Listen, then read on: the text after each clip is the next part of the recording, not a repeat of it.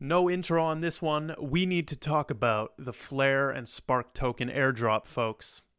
They have begun running into the problem that I foresaw months ago. And this problem actually led me, or was one of the reasons I did not claim my Spark tokens. And I did set it up, but I didn't put the XRP in the account to take a snapshot.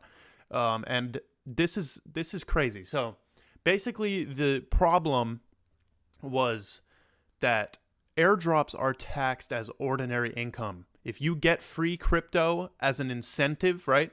An airdrop is an incentive to invest in a certain thing. And then if you have this certain thing, which was XRP, if you had XRP, you get airdropped an equal amount of Flare. So they're running into the problem. People are coming out saying, like, we're going to go over this whole thing. There's a community vote. Just to tell you what's going on, there's a community vote. They're letting the community decide what's going to happen with this. I do think Flare is a monster. I've already told you this. But basically, what if, like, many people are coming out right now saying, yo, Flare, like, this is going to be taxed as ordinary income. And imagine holding 10,000 XRP or something like that, maybe 5,000 or 10,000. Imagine holding 10,000 XRP and getting airdropped 10,000 Flare. And the Flare token was looking like it was $1.50. So you would be getting airdropped like $14,000 essentially for free. Now, to be clear, that doesn't happen all at once. The original plan was 15%. The Spark token holder or the recipient of the Spark airdrop would get 15% of their bag. Makes sense, right? So it controls all the price crashing, and it controls a bunch of stuff. It just makes it easier. And then you get distributed the Flare slowly. You get the airdrop slowly over time. That's a way better way of doing it. But so the tax implication and the tax hit would be less then. So if you have 10,000, it'd be 15% of that, which is 1,500. So you would only pay tax as ordinary income, not capital gains tax. You would have to pay ordinary income tax on this. So that is what stopped me from claiming it. Also, there was an idiot who told me that it wasn't available in Canada, and I believed him, and then I didn't set it up. Why would it be not available in Canada? So what we've got here is a new blog post. Applying governance to the Spark distribution. There have been a number of questions regarding the tax impact of the Spark Flare distribution. Specifically, there is a concern that due to the Spark token becoming priced subsequent to the launch of mainnet, that the long-term distribution of 3% per month, not the initial. So the initial distribution would be 15%. You get the airdrop, 15%. And then it would be 3% per month. And it says could be considered as income for tax purposes. Various parties claiming authority on the subject matter, predominantly from a U.S. perspective, have publicly given widely differing opinions. So, the purpose of the lengthy distribution is to make sure that liquidity aligns with the most efficient economic functions of the FTSO and FASIT protocols.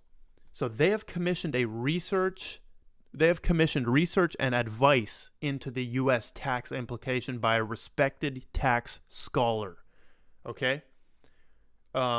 This research has resulted in the distribution option number 1 below. So there's 2 options, and you're going to be able to vote for this, which involves the recipient burning a small amount of Spark to buy the remaining distribution, which was previously discussed by Hugo, the Flare co-founder. This option will not be implemented by default, but will be brought to governance vote. So this is a vote. They're giving the power to the community's hands. So, okay, we've got this right here, and here's the first option. Wait, before I get into that, the Spark Flare distribution will now be set up as follows. 15% of the total distribution of 100 billion Spark will be made. There will then be a 5-month period whereby the community can come to consensus over at least 2 possible governance proposals. 5 months? A 5-month period? If no new option wins, the distribution will continue from month 6, as previous defined as 3% of the initial 100 billion. So option 1, here we go. I'm going to go over the 2 options, and then I'm going to go over these little tweets that Flare has retweeted talking about this and kind of the community's reaction to this. So option 1 is buy through burn. This option is based on the legal research commissioned by Flare. A recipient of Spark would receive the initial 15% as previously detailed at the inception of the network. So you're still, with this option, if you vote for this option, you would still get the 15%. The recipient would then optionally burn a small percentage of their Flare tokens in order to buy the remaining distribution. The remaining distribution would then occur at 3% per month from month 6. So basically, they're doing a little tax swindle right here. Little tax swindle. Look at this. The legal research commissioned. Hold on, let me zoom in.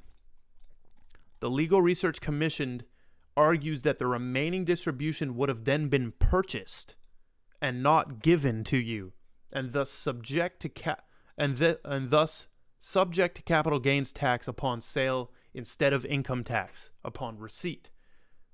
A full governance proposal, blah, blah, blah. Okay, so the first option, I like the first option because that's like a little tax loophole right there. Basically, they make you buy it instead of just giving it to you as an airdrop. Option 2, which is pretty hard to understand, I think, distribution halt. This option would halt any further distributions. The remaining 85 billion would not come into existence. This would turn the initial 15 billion Flare into the total distribution. So basically, that's a burn. Like, that means that the total supply of Flare would just be 15 billion instead of 100 billion. Now, this doesn't change anything. Like, this is not bullish, right? That's just, it's all subjective. The value is just ratioed the same. So it's not bullish to vote for an 85 billion burn and move the supply down. Okay. So the first one, where is it actually? Hold on.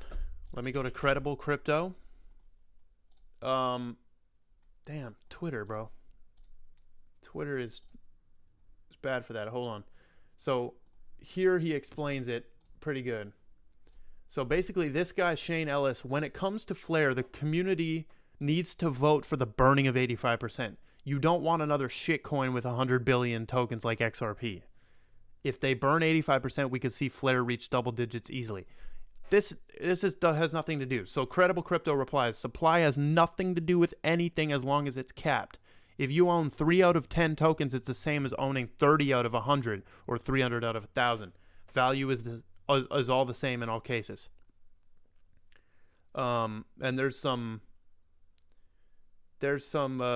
arguments here.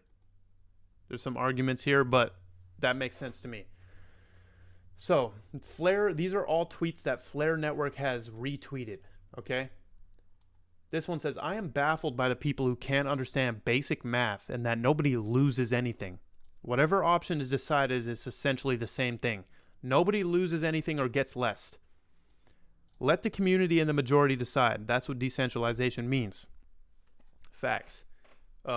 This is the same thing with PunDX. People don't understand that they didn't lose any money. The price might have been down now, but they didn't. There wasn't any money taken from them. So we've got this long thread right here as well. It's unknown how many people Flare would be affected by taxation. If it's a very large amount. Regarding option 1, it is unknown at this point how exchanges would deal with the burn mechanism. Governance period should be lengthy. Option 2 is the equivalent of dropping the total supply. If option 2 is triggered, the total initial supply going to all recipients would be 15 billion.